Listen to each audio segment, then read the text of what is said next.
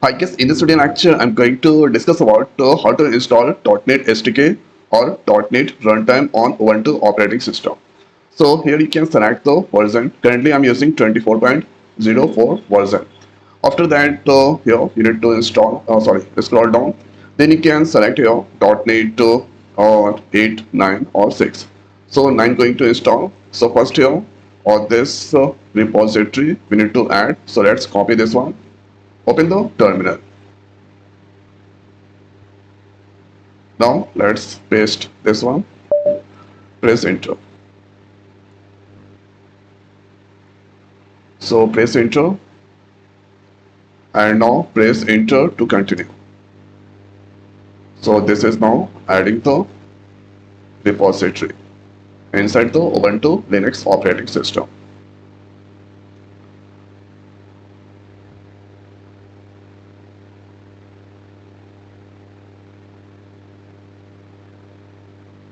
So this done here, let's use the killer command.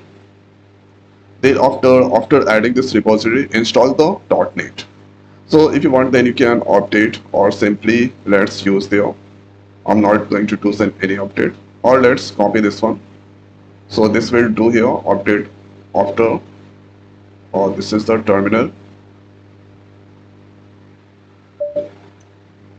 So this is currently updating Ubuntu operating system.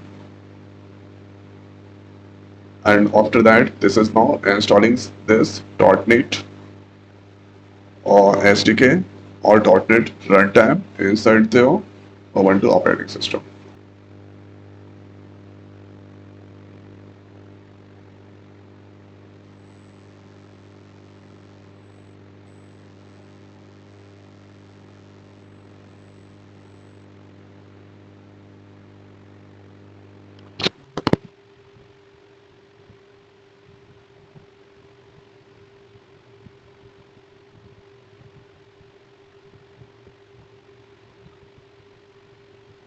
After waiting few minutes time, here you can see .NET install successfully. The next is let's use the clear command. Write there .NET then minus version. So you can see 9.0108 version that I just installed.